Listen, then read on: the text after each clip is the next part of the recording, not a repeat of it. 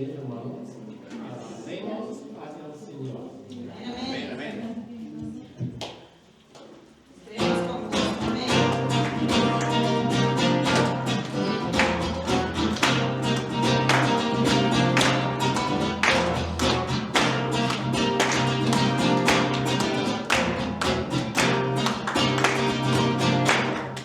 Si tuvieras fe como un grano de mostaza, eso lo dice el Señor.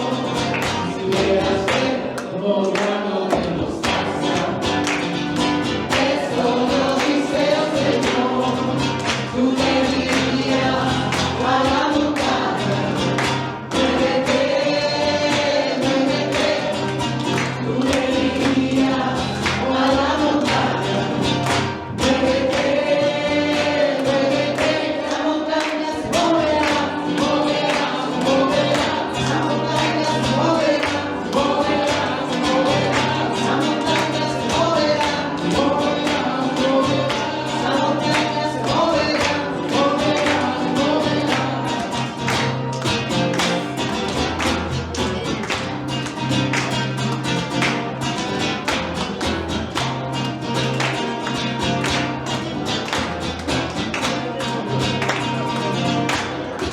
Si tuvieras fe como un grano de mostaza, eso lo dice el Señor. Si tuvieras fe como un grano de mostaza, eso lo dice el Señor. Tú le dirías a la montaña, muévete, muévete. Tú le dirías a la montaña, muévete, muévete. La montaña se moverá, se moverá, se moverá. La montaña se moverá, se moverá, se moverá. La montaña se moverá, se moverá, se moverá. La montaña se moverá, se moverá, se moverá.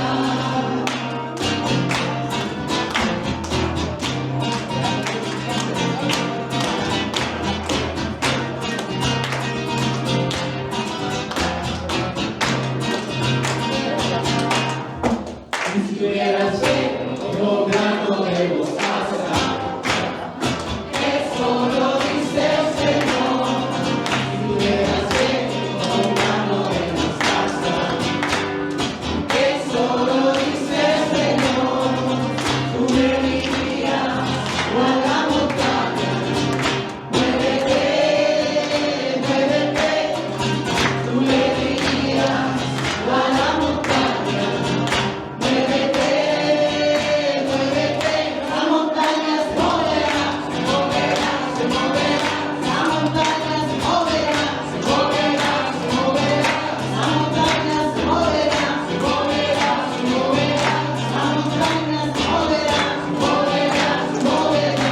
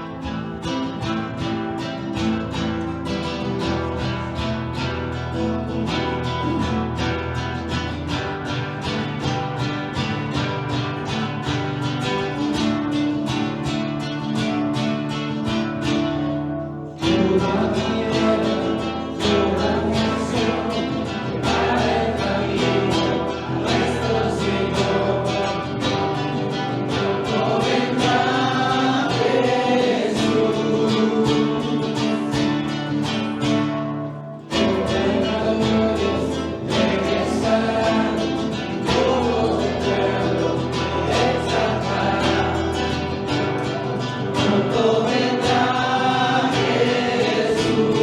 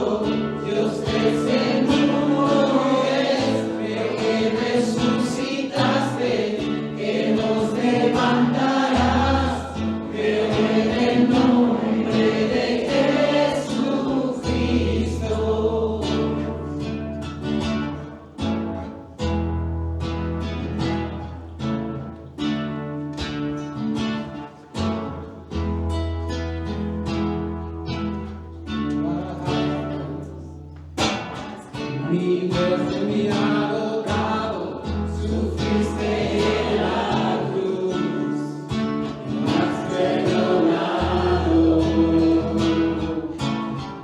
Dejaste a las tinieblas y no hay el poder. Me levantaste, me dio Dios el Padre, en Hijo Cristo el Rey. Creo que el Espíritu Santo, Dios es el uno es. Creo que resucitaste, que nos levantarás. Creo en el nombre de Jesucristo.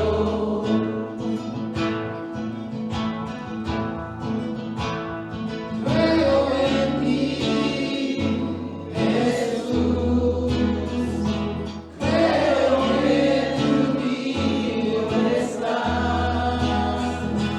Creo que Jesús es el Señor.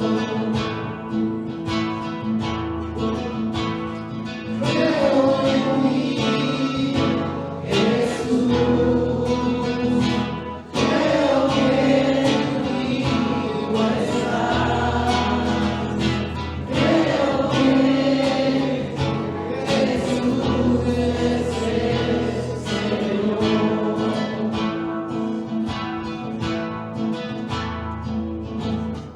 Creo en la vida eterna, creo en la comunión, creo que tu pueblo es uno, creo en tu iglesia, Dios, creo que resucitaremos y en gloria volverás. Creo en el nombre de Jesucristo. Creo en el Dios el Padre, en Hijo Cristo el Rey. Creo en el Espíritu Santo, Dios es el uno es. Creo que resucitaste, que nos levantarás. Creo en el nombre de Jesucristo. Creo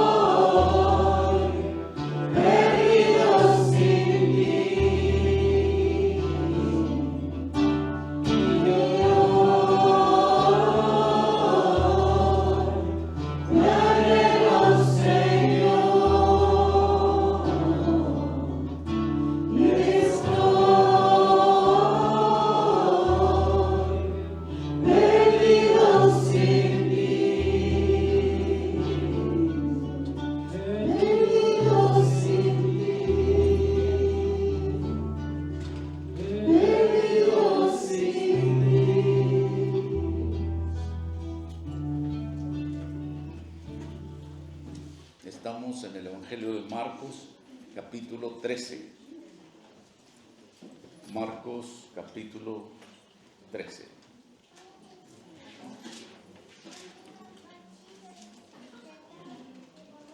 Vamos a estudiar de los versículos 1 al 8. Cuando llegue ahí, diga amén. Amén. Creo que la mayoría está ahí.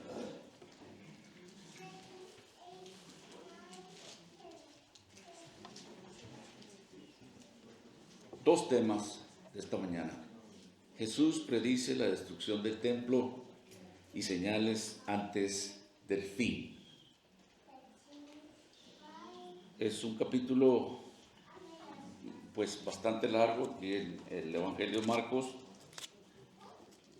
hablando acerca del fin.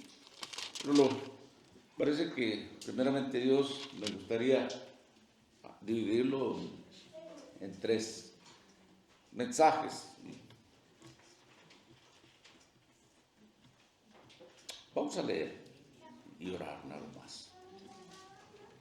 Saliendo Jesús del templo, le dijo a uno de sus discípulos: Maestro, mira qué piedras y qué edificios. Jesús respondiendo le dijo: ¿Ves estos grandes edificios? No quedará piedra sobre piedra que no sea derribada. Y se sentó en el monte de los olivos frente al templo, y Pedro, Jacobo, Juan y Andrés le preguntaron aparte: Dinos, ¿cuándo serán estas cosas? ¿Y qué señal habrá cuando todas estas cosas hayan de cumplirse? Jesús, respondiéndoles, comenzó a decir: Mirad que nadie os engañe. Porque vendrán muchos en mi nombre diciendo: Yo soy el Cristo, y engañarán a muchos. Mas cuando oigáis de guerras y de rumores de guerras, no os turbéis, porque es necesario que suceda así, pero aún no es el fin. Porque se levantará nación contra nación y reino contra reino, y habrá terremotos en muchos lugares, y habrá hambres y alborotos y principios de dolores. Son estos. Pausemos ahí. Padre, en esta mañana, una vez más, te damos gracias por el simple hecho de que nos has despertado en esta mañana y hacernos saber que nuestra vida te pertenece a ti. Cada día que tú añades a nuestras vidas es por tu gran misericordia, Señor. Y reconocemos que eres no solo nuestro Creador, eres nuestro Salvador también. Te damos gracias que podemos estar conscientes de eso esta mañana. Y, Señora, conforme hemos estado estudiando tu palabra en el Evangelio de Marcos, y hemos visto sus últimos, Señor, momentos, o estamos viendo en sus últimos momentos de ministerio, y terminamos la semana pasada cuando Él terminó de ministrarle a la gente antes de ir a la cruz. pero aún aquí vemos que lidiaba con sus discípulos.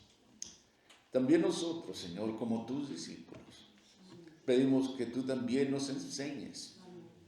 Y sabes, muchas de las preguntas que ellos tenían también nosotros los tenemos.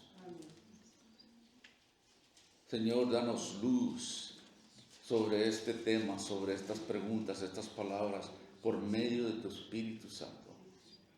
Padre, toca nuestros corazones donde quiera que estamos, en cualquier etapa de nuestras vidas, ya sea de tiempos difíciles o tiempos de gozo, de alegría, es decir, de paz.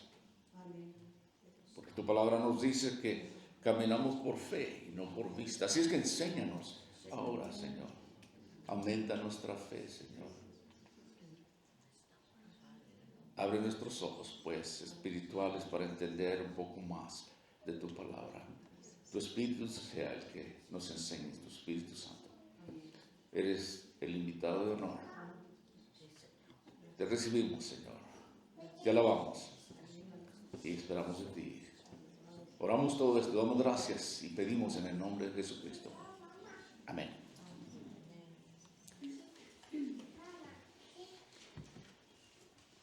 Este capítulo 13, como quizás muchas otras partes de la Biblia, es un gran desafío para mí de cómo interpretarlo.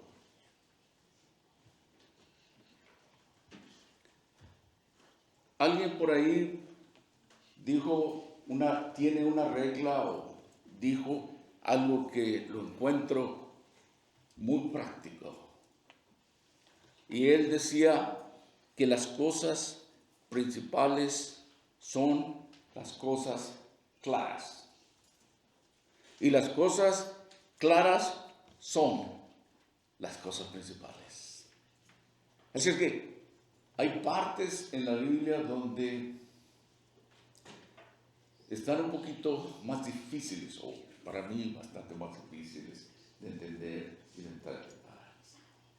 Pero hay cosas que son claras, que de ahí no podríamos tener ninguna excusa, ¿verdad? Decir, oh, pues yo no entiendo eso, voy a decir, pero hay muchas cosas que sí entiendo. Pero el tema principal de este capítulo es la segunda venida de Jesucristo. Ese es el enfoque principal. Es lo que todo creyente esperamos. Ya sea que lo damos o el Señor nos tome consigo, pero nuestro deseo como cristianos es de encontrarnos con nuestro Señor, con nuestro Salvador. Un día lo veremos cara a cara. Y ese es el enfoque principal de este capítulo, su segunda venida del Señor. Y una de las razones difíciles de este capítulo es porque hay una mezcla de eventos que ya se han cumplido y otros eventos que aún no han sucedido. Este ahora y aún por venir es o son muy comunes en los pasajes apocalípticos o de revelaciones. Una cosa que podemos pensar es que en los tiempos que Marcos escribe este evangelio, su evangelio a los creyentes que eran perseguidos y que vivían en Roma. Estas palabras, yo no creo que en Roma nada más, en diferentes lugares, ¿verdad? Porque sabemos que después de su crucificación del Señor y su tiempo en sus últimos días aquí, después de su resucitación, antes de su ascensión, Vemos ya en el libro de los Hechos, cuando Él asciende a los cielos y sus discípulos o sus seguidores empiezan lo que es la iglesia hoy en día. Empieza en el principio. Estamos todavía en el libro de los Hechos. Nosotros somos lo que vamos a terminar. Amén, sí, Señor. Pero empieza la iglesia primitiva. Y esta es la iglesia de hoy. Nosotros. Pero sus palabras del Señor Jesús aquí son muy alentadoras para un pueblo que iba a ser perseguido. Él sabía lo que venía en el futuro y daba pequeñas pistas o partes de lo que habría de venir en el futuro. No nos da todos los detalles, pero sí nos da grandes rasgos del futuro. Pero los cristianos deberían de ser alentados, necesitamos ser alentados. Yo creo que de esta misma manera como los primeros cristianos fueron perseguidos, nosotros experimentamos persecución, una palabra muy grande para mí, ¿verdad? Si no estamos pasando por eso, lo vamos a pasar en diferentes partes del mundo. Y lo traigo escrito, no lo puedo ni leer, ¿se puede creer? Persecución, rechazos, debido a nuestra fe. Así es que para nosotros también vamos a encontrar un gran consuelo en las palabras de nuestro Señor Jesús. No sabemos con certeza cuándo regresará el Señor Jesús. Pero una cosa tenemos seguro, es que Él va a regresar. Señor,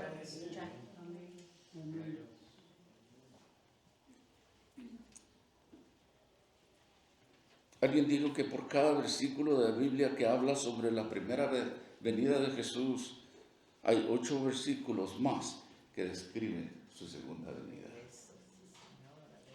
Y es muy importante que nosotros como cristianos tengamos esa esperanza y ese consuelo,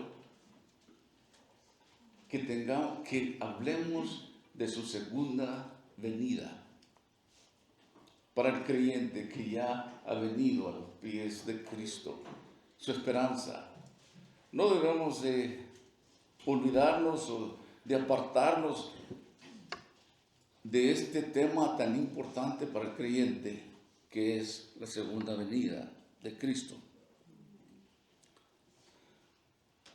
La historia y los eventos futuros son derechos, no hay paralelos, no hay otro igual, y ni habrá en el futuro. La historia es su historia, es la historia de Jesús, desde un principio de la Biblia. Es todo sobre Él, acerca de Él y para Él.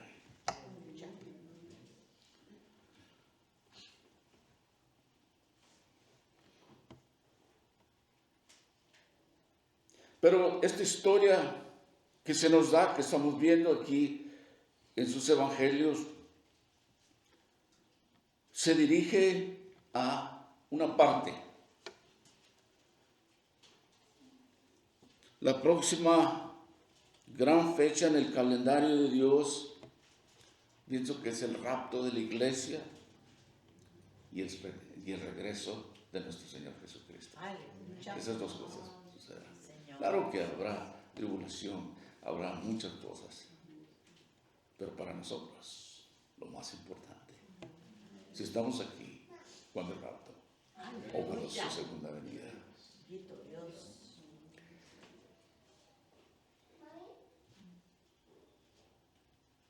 Así es que para nosotros es muy importante que entendamos esto y que retengamos esto para el futuro cuando haya este tipo de tribulación. Sabemos que hasta ahora, al menos aquí en los Estados Unidos, no tenemos lo que otros países tienen en las persecuciones por su fe. Pero conforme pasan los eventos, los tiempos serán más difíciles. Los privilegios que muchas personas tienen serán ido quitando poco a poco, a conforme el pecado aumenta, a conforme los días se acercan.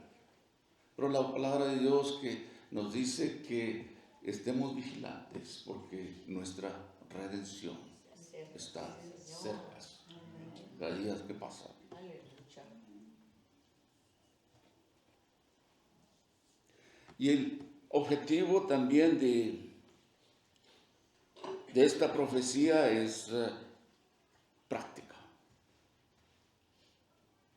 Es decir, vamos a ver las señales del fin, la destrucción del templo ya ha sucedido. Pero miraremos también algunas señales acerca del fin. Les decía que para mí esto es un reto. Por supuesto que no me siento un experto en profecía, pero hay cosas como decía que son claras y las puedo ver. Y yo creo que todos podemos hacer eso. Pero es práctico porque muchos de nosotros queremos saber preguntas como ¿cuándo y qué? ¿Verdad? Es lo que preguntaban sus discípulos. Pero el Señor se centra más bien en quiénes debemos de ser y cómo. Cómo debemos de vivir a la luz de su regreso. Es decir, cómo debemos de vivir esperando su regreso. Mucha gente quiere saber cómo, cuándo, el día. Se escriben libros, qué año, esta fecha regresará, y vamos a ver que no es así. Y vamos a ver qué es lo más importante. Claro que su regreso es bien importante, pero qué es cómo debemos de vivir nosotros en espera de su regreso. Algunos, incluyendo en aquellos principios, vendían sus casas o sus... Yo recuerdo años pasados que cuando se hablaba de los días del fin y cuando el Señor me trajo a mí a sus pies, yo he hablado que aunque crecí en un hogar cristiano, no era cristiano yo hasta que no vino, hasta que no me trajo a sus pies. Y lo recibí como mi Señor. No basta con saber simplemente conocimiento, sino con darle el corazón a Dios y entender y tener esa relación íntima con el Señor. Pero en los 80, en los tempranos 80, que el Señor me trajo a sus pies, había un sensacionalismo acerca de los tiempos finales. Se escribían libros y yo al principio bien interesado. porque son cosas interesantes, pero yo era un bebé en Cristo, por decirlo así.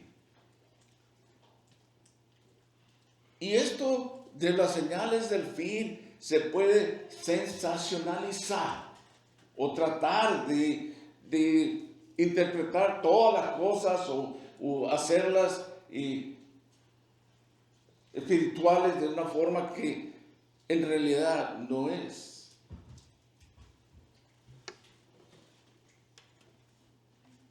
Pero vemos aquí que el Señor Jesús con una profunda preocupación como pastor, porque Él es nuestro gran pastor, el pastor de las ovejas. Les dije hace mucho tiempo que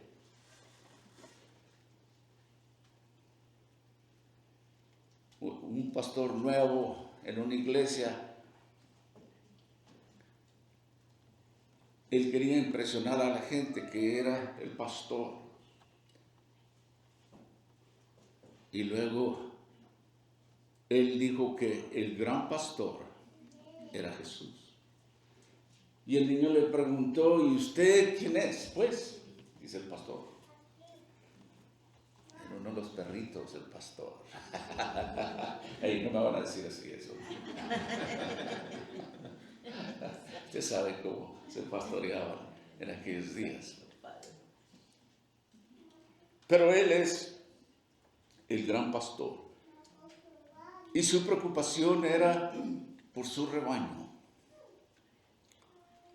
Sabría lo que vendría en el futuro, las preocupaciones, las preguntas que la gente nos hacemos.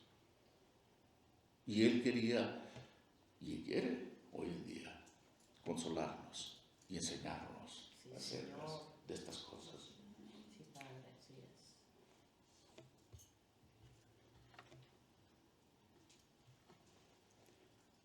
El Señor los estaba preparando a sus discípulos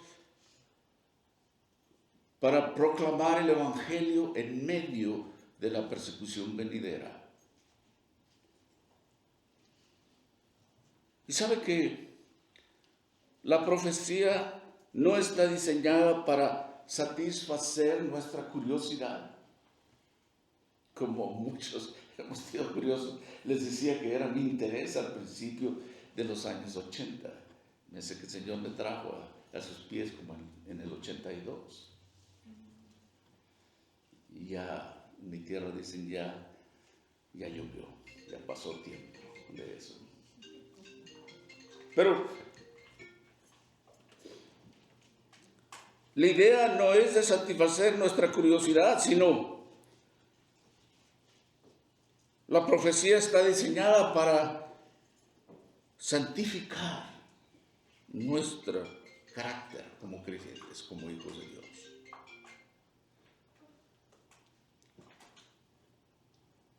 Al principio venimos a los pies de Cristo y Él nos salva, pero la segunda etapa de eso es el proceso de santificación. Y toma una vida y nunca acabamos.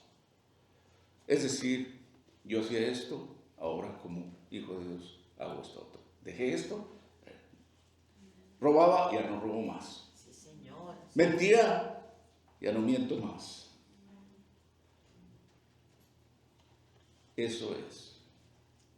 El Señor está cambiando la persona. El Señor nos toma tal y como somos, pero empieza como un hijo o una hija obediente a oír de Dios y por fe, creyendo en su palabra, empieza ese proceso, ayudados obviamente por el Espíritu Santo, guiados.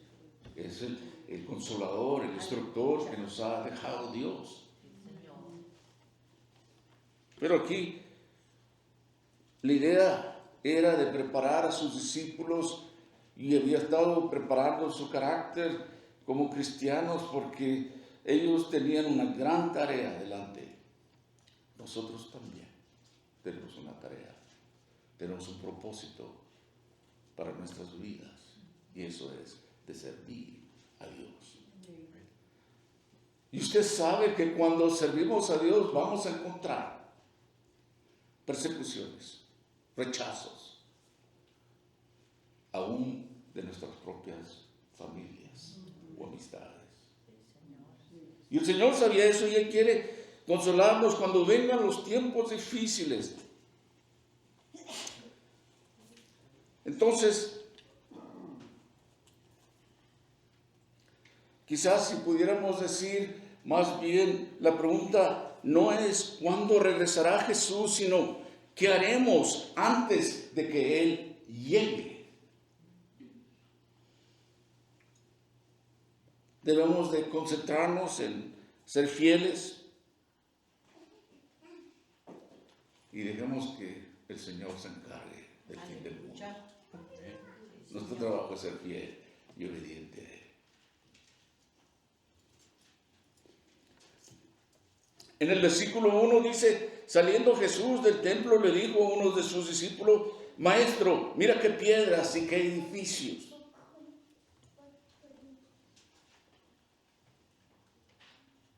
Se dice que el templo original construido por Salomón costó lo que hoy en día podemos decir aproximadamente millones de dólares. ¿Cuánto? No sé, pero en millones de dólares es lo que hoy en día.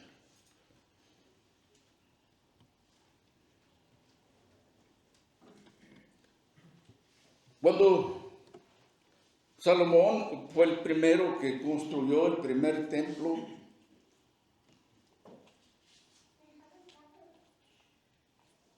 sabemos que fue dado al hijo de David, al rey David, no se le permitió construir el privilegio de construir el templo, sino fue Salomón, el primero que construyó el templo. Pero era una maravilla, por decirlo así, del mundo, la manera que lo costoso y el tiempo que se duró para la construcción de este templo. Así es que era algo hermoso, algo grande como edificio, como construcción. Pero sabemos también que el primer templo fue destruido, pero más adelante se vuelve a reconstruir otro templo. 2 veces ya se ha hecho. Y de acuerdo al libro de Apocalipsis y Revelación, habrá un tercer templo. Pero el segundo templo, de acuerdo al Antiguo Testamento, en el libro de Esdras, capítulo 5, se construye el segundo templo. Y algo interesante que cuando fue construido este templo, yo tengo mis notas, pero me gustaría ver ahí, si usted lee todo el capítulo 5, puede ver. Pero en el año primero, en el versículo 13 de ese capítulo 5, en el año primero, Ciro, rey de Babilonia, el mismo rey Ciro dio orden para esta casa de Dios fuera reedificada. Al principio nos dice en el primer versículo que Ageo y Zacarías, los 2 profetas que estaban en Judá y en Jerusalén en el nombre de Dios de Israel, estaba sobre ellos. Después, Zorobabel y Salatiel comenzaron a reedificar la casa de Dios que está en Jerusalén, y con ellos los profetas de Dios que los apoyaban y los seguían.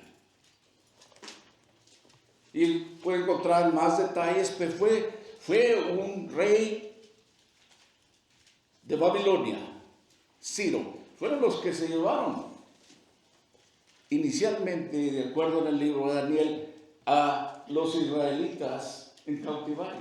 Los llevaron en cautiverio. Pero más adelante este rey Ciro que aún si continúa leyendo ahí, les da hasta oro para esta reconstrucción de este segundo templo. Y a mí se me hace muy interesante porque hace poco, o hace algún tiempo, que para aquellos que han estado estudiando actualización de profecía, que por cierto no lo tendremos este estudio en el viernes hasta el día 8 de noviembre, pero el hermano nos enseñó, yo por primera vez que lo vi, una de las monedas del templo judío. Y en la fachada, en una de las caras de la moneda, está el rey Ciro y un poquito sobrepalmada. Usted lo puede buscar. Eso. El busto de Trump. En una de las monedas del del templo judío. Le voy a decir por qué. Porque ellos respetan a todo aquel que ayuda a Israel. El rey Ciro de Babilonia, no israelita, pero temeroso de Dios, evidentemente, permitió eso y ellos nunca van a olvidar eso. Y ahora Trump, en los años que él fue presidente, él movió la embajada de Estados Unidos a Jerusalén y reconoció que Jerusalén es la capital de Israel. Para ellos esto es súper importante, para los judíos. Solo quería hacer esa nota y es algo que hemos aprendido en la actualización de profecía, pero usted puede buscarlo también. Quizás usted dirá que tiene que ver eso con nada, pero si vemos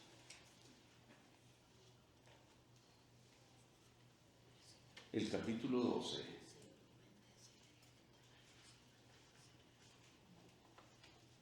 cuando Abraham viene a la escena, Dios le hizo una promesa de que el que te bendiciere, yo lo bendeciré. Señor, así es. Y el que te maldiciere, yo lo maldiciré. Señor, así es. Amén. Es que hay grandes razones por las cuales debemos estar a un lado de Israel, porque es el pueblo de Dios. Aleluya. Y los eventos que estamos hablando, que vamos a estar hablando, mucho de ellos se desarrolla ahí. Pero ese templo segundo templo que fue reedificado en esos tiempos de Esdras, que nos dice ahí, y sabe que fue terminado, ¿cuál es la palabra? Quizás ese templo no era tan magnífico como el primero, pero fue redecorado por el primer rey Herodes. Recuerden que había varios Herodes.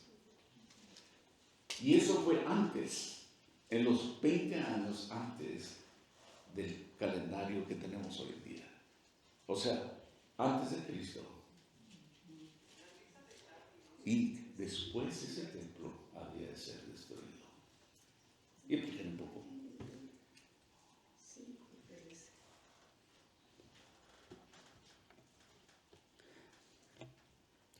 Se dice que las piedras que componían ese templo eran enormes, que eran grandísimas, que habían sido traídos de distancias lejanas, algunos dicen que eran hasta 18 pies de alto y 15 pies de ancho. En otras palabras, era una maravilla de la ingeniería, y hasta el día de hoy los eruditos, los estudiosos, no están seguros cómo transportaron y llevaron estas piedras pesadísimas, que fueron cortadas a mano y encajaron tan perfectamente que era maravilloso y todo esto estaba recubierto de oro puro. Y algunos comentaristas dicen que cuando salía el sol o si pegaba el sol, brillaba y había un reflejo brillante en el templo. Pues no por nada los versículos, el primer versículo es que los discípulos, Señor, mira, Señor, el templo. Y el Señor, ¿qué dijo?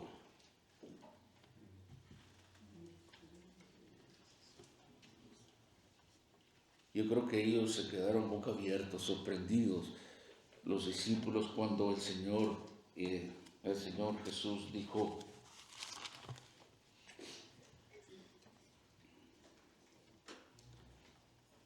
¿ves estos grandes edificios? No quedará piedra sobre piedra que no sea derribada. Bueno. La palabra que Jesús usa ahí, miren, vean.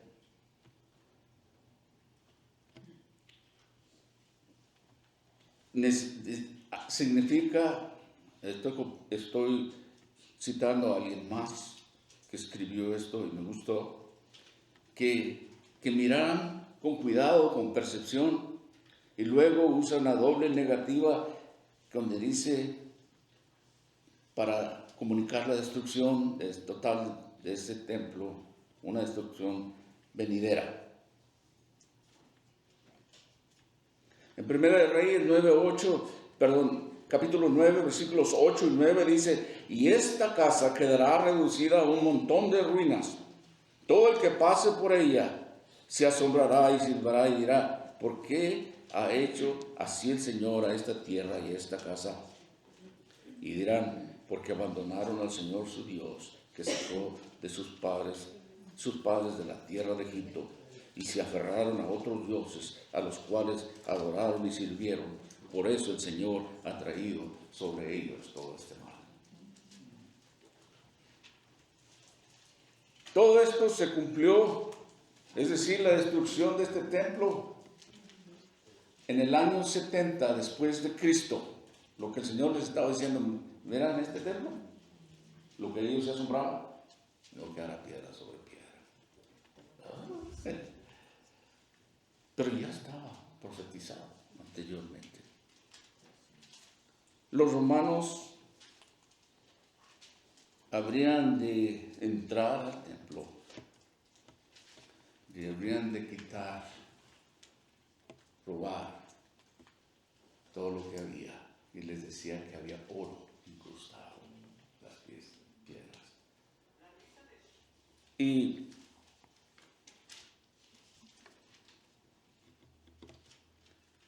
otra de las cosas que quiero enfatizar en esta mañana al describir la hermosura de este templo y lo que habría de pasar,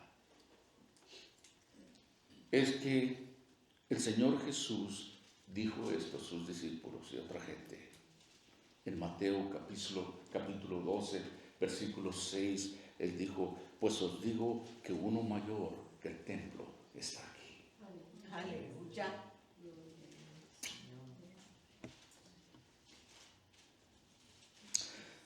Y para que nosotros podamos entender y nos ayude a comprender estas cosas de lo que decía el Señor Jesús, quizás lo encontramos en el Evangelio de Juan, capítulo 2, versículo 16, cuando Él dijo: destruyan este templo y en 3 días lo levantaré.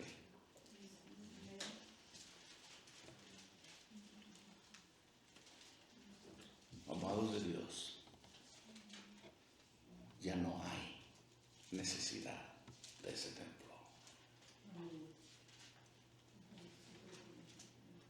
No hay necesidad de sacrificios de animales ni holocaustos como lo hacían.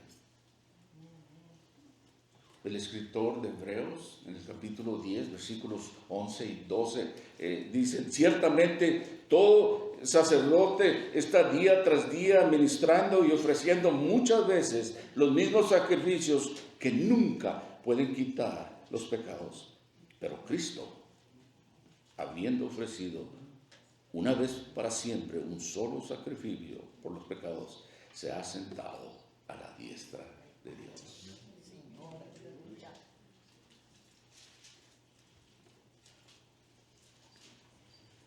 Un comentarista de nombre Warren Wiersbe dice algo acerca de esto. Dice, los líderes judíos habían profanado ese templo. ¿Recuerdan cuando el Señor volcó las mesas? Ellos habían profanado este templo. Jesús ahora se alejaba de él. Y más adelante los romanos lo destruirían. El Señor está diciendo, en mi entendimiento, las formas externas no sirven. Es interno lo que funciona. Por cierto, que a partir de esto permitió que el cristianismo se extendiera por fuera de Jerusalén y que ya no hay un solo edificio al que todo está anclado. Todo el mundo llegaba a Jerusalén, al templo antes, en el Antiguo Testamento. Pero el Señor Jesucristo vino a cumplir todo esto. Y dijo, ya no hay necesidad de esto. Alguien más grande, el templo está aquí.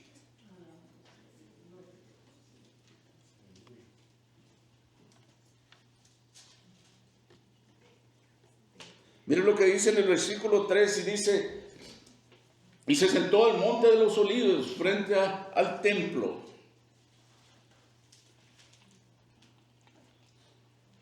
Voy a parar ahí en la primera parte de este versículo. Y ahí donde ellos se sentaron, les daría a él y a sus discípulos una escena panorámica del templo, pero más cosas sucedían ahí.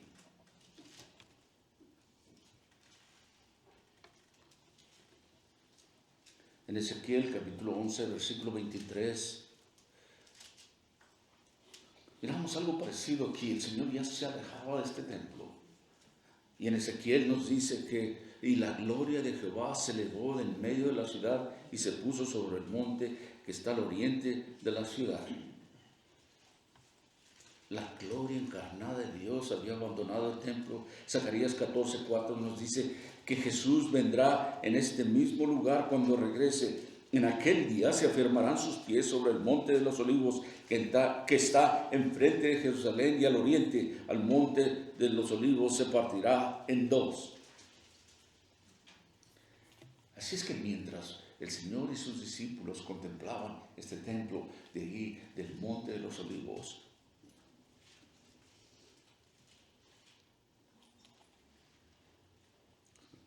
escribía estas cosas.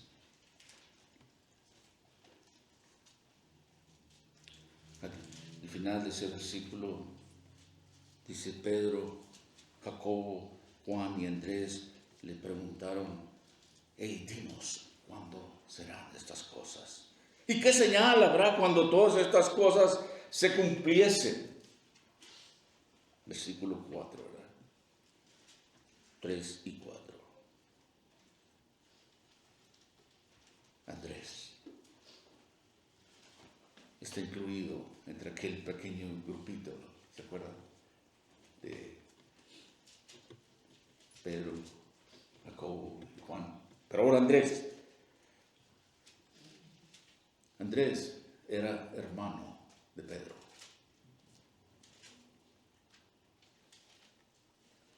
Alguien comentó por ahí que a lo mejor Andrés era como la sombra de su hermano Pedro, que andaba detrás de él.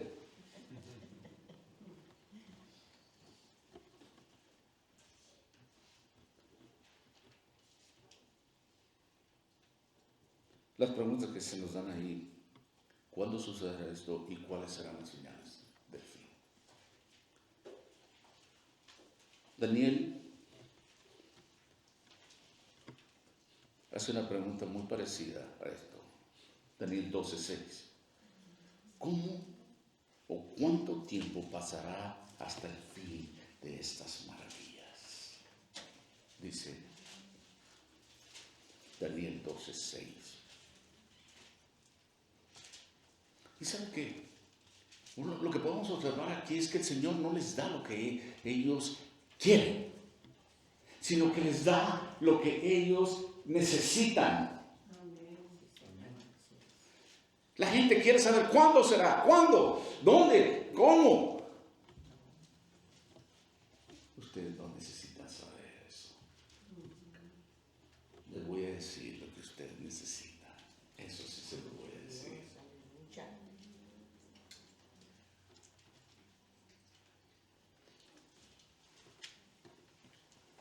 La advertencia ahí en esos versículos dice que no nos dejemos llevar por un mal camino.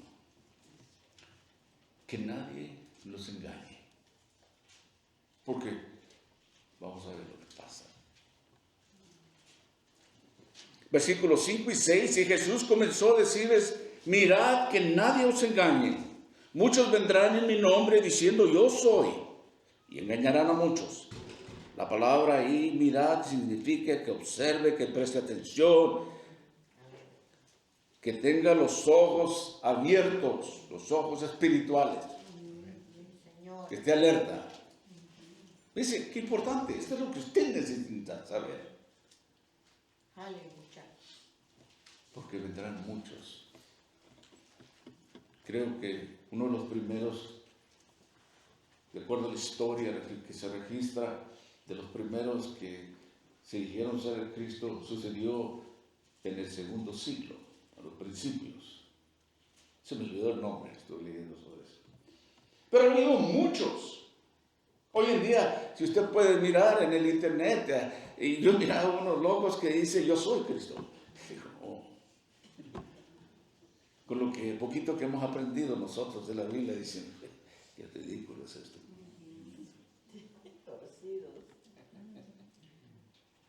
Pero es fascinante que el Señor nos responda a sus preguntas de la manera que ellos quieren, ¿verdad? Pero Él dice, mirad que nadie os engañe.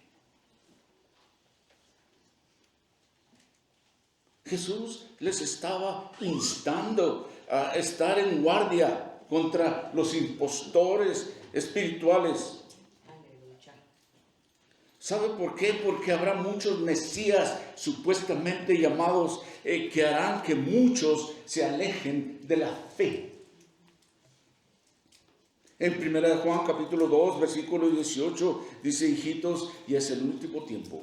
Y según vosotros oísteis que el anticristo viene, así también ahora han surgido muchos anticristos. Por esto sabemos que este es el último tiempo.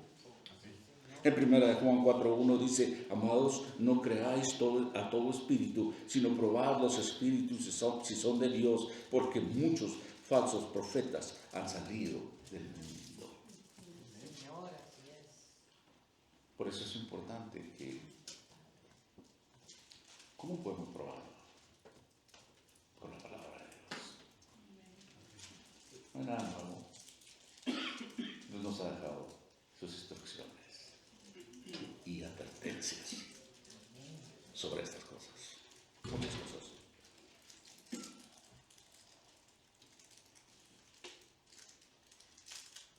No os alarméis, no os preocupéis. El Señor Jesús sabía que todo esto, estas palabras los ponían ansiosos. ¿Cuándo, Señor? ¿Cómo será? Así que hay un último peligro que hay que evitar. Y están en los versículos 7 y 8 de esta porción que hemos estudiado. Y cuando oigáis de guerras y rumores de guerra, no os alarméis. Es necesario que esto suceda, pero aún no es el fin. Porque se levantará nación contra nación y reino contra reino. Habrá terremotos en varios lugares, habrá hambres. Esto es solo el principio de dolores de parto. No os alarméis. Dice el Señor preparándonos a nosotros. ¿Sabe qué? Porque Jesús sabe que todas estas cosas pueden poner a una persona ansioso o nervioso. Y Él anima y Él consuela y da esperanza de reír. Tranquilos. Estas cosas tienen que pasar, pero no es el fin todavía. ¿Alguna vez le ha preguntado a usted, alguna persona, cuando oye todo lo que sucedemos, o cuando ha habido guerras en el pasado, y dice, oye, ¿será el fin este? ¿No le han preguntado eso? A mí sí. Y le digo, oh no, este es el principio. Pero es una buena oportunidad para decir, esto es lo que Dios dice. Cuando la demás gente está nerviosa, usted puede estar tranquilo porque conoce de la palabra, un poco de la palabra de Dios. Y es importante que nosotros aprendamos, que nos congregamos, y hay muchas razones por las cuales esto es alentador y ayudador. Así que el último peligro que hay que evitar es de no alarmarse.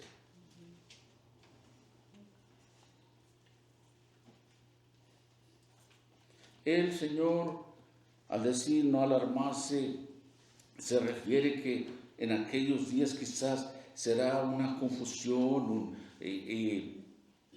un desconcierto, unos desviados, muchos de lo que deben de hacer. El Señor quiere que concentremos en las tareas que nosotros debemos de hacer. Sin duda, hoy en día nosotros estamos escuchando rumores de guerra y de que naciones se están alzando con otras naciones y que hay muchos más terremotos hoy en día, ¿no? El número se intensifica y todo esto se intensificará aún más, pero no es el final, es el principio.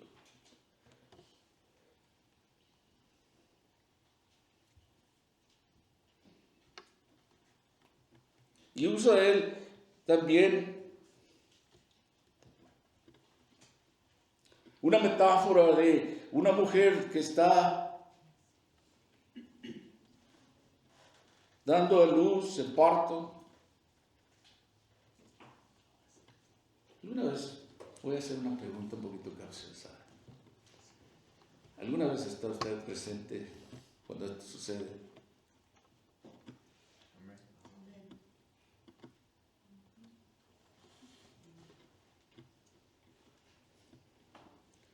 Yo estuve en primera fila en una ocasión, como observador. Sé que muchos padres dicen, oh no, yo no aguanto, yo no puedo ver eso.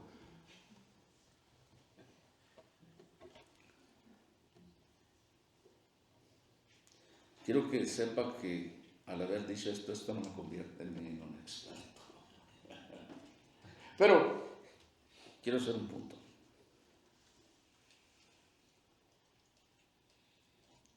Una cosa que sí sé que vi, que las mujeres antes de dar a luz empiezan con dolores y se intensifican aún más hasta el parto.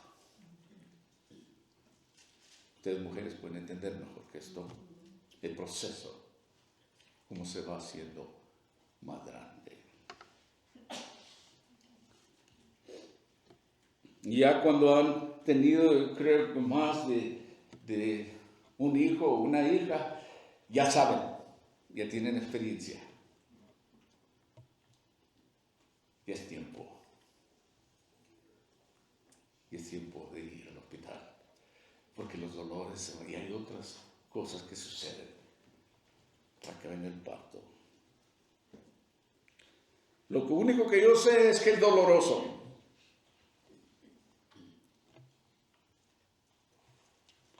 El Señor está diciendo que todas estas señales son como el comienzo de los dolores de parto.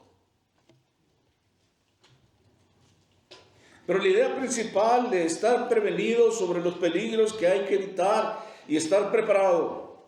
No confíe en las señales que usted mira o en los símbolos o en las cosas externas, como hoy en día que diremos que, se apareció un ángel por acá, que ahorita eso es el pan de cada día para muchos.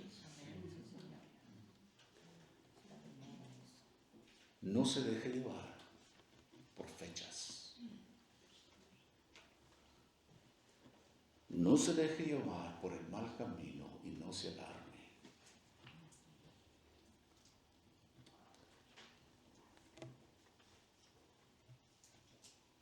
Pero hay una cosa importante, que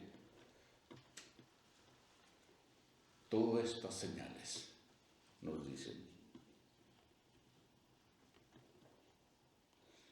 que su próxima venida, la venida del Señor Jesucristo, está cerca.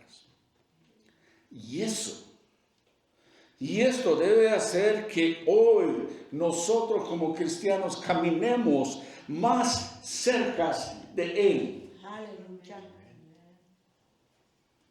Señor, así es. En Lucas capítulo 12, ya para terminar casi.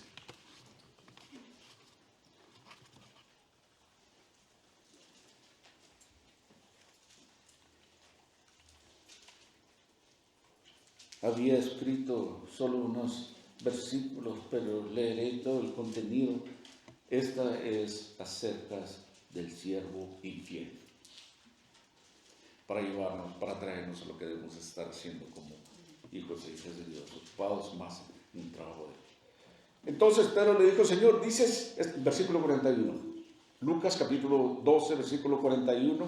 Entonces Pedro le dijo: Señor, ¿dices esta parábola a nosotros o también a todos? Es una pregunta.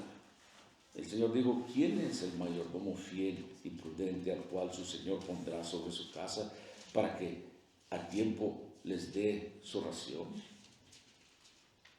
Bienaventurado aquel siervo al cual cuando su Señor venga le halle haciendo así. En verdad os digo que le pondrá sobre todos sus bienes. Mas si aquel siervo dijere en su corazón: mi Señor tarda en venir, y comenzaré a golpear a los criados y a las criadas, y a comer y a beber y a embriagarse, vendrá el Señor de aquel siervo en el día que no espera y a la hora que no se sabe, y le castigará duramente y le pondrá con los infieles. Nosotros somos llamados a servir al Señor. Aleluya. Mire todos estos tiempos. Miremos lo que pasa ahorita en el Medio Oriente. No solo ahí, diferentes países.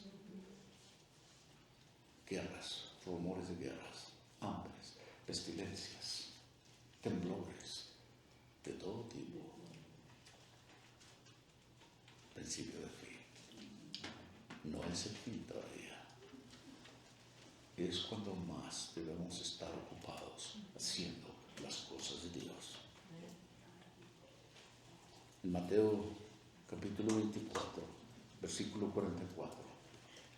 Por tanto, también vosotros, el Señor hablando, estad preparados, porque el Hijo del Hombre vendrá a la hora que no pensáis. El Señor puede venir en cualquier tiempo. O el Señor nos puede tomar a cualquier tiempo. No sabemos. No sabemos, ¿verdad? ¿Cuándo vendrá el Señor? Y yo creo que para mí tiene su lógica. Para que un siervo no diga: los últimos días no va a poder servir al Señor. Por mientras, no. Como cuando el Señor nos llama, mucha gente dice: mañana no estoy listo para hacer a lo que el Señor me llama. Y Dios está llamando gente de todos lados. En su amor y en su misericordia ofrece vida eterna. Y si usted no conoce a Jesucristo como su Señor y su Salvador, Dios lo está llamando, Dios lo está preparando, Dios lo está alentando, Dios quiere consolarlo. y le dice el futuro. Quizás no la forma que usted y yo queramos, pero que la mejor manera para nosotros nos da la información. Pero Dios está esperando.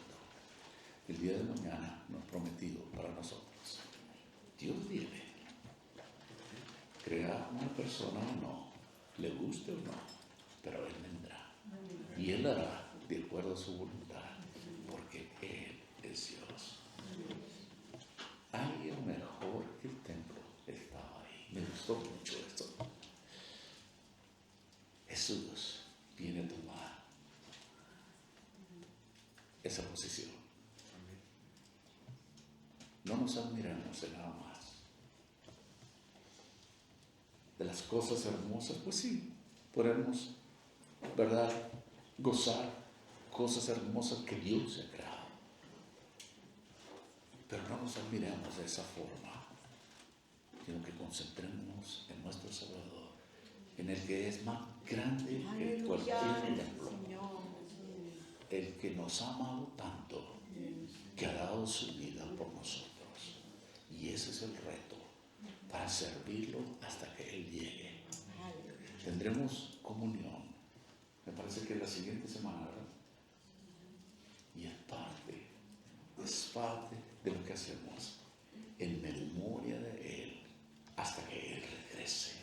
Vamos a estar ocupados alabándolo, sirviéndolo en cualquier capacidad que Dios nos haya llevado. Pero es para la honra y la gloria de Él. Qué privilegio, ¿eh? Padre, te damos gracias una vez más por este tiempo que nos has dado en tu palabra, Señor, tiempos del futuro, tiempos de las cosas que han pasado ya y que se han cumplido de acuerdo a tu palabra, cosas que se están cumpliendo hoy y que se cumplirán el día de mañana. Tu palabra nos dice que tú eres el mismo de ayer, de hoy y del mañana. Tus promesas verdaderas, fieles. Servimos a este Dios que merece toda honra y gloria. El que nos ha llamado, el que nos ha rescatado de este mundo y de nosotros mismos, que nos ha ofrecido una nueva vida en Cristo Jesús. Padre, mi oración es para que tú toques cada uno en nuestro corazón, que nos ayude a vivir de esta manera. Preparados. ¿Cómo puedo estar preparado? Primeramente, al tener Cristo en mi corazón. Es el primero. Y después, ocupado en lo que Él nos ha llamado a hacer, en espera de nuestra redención.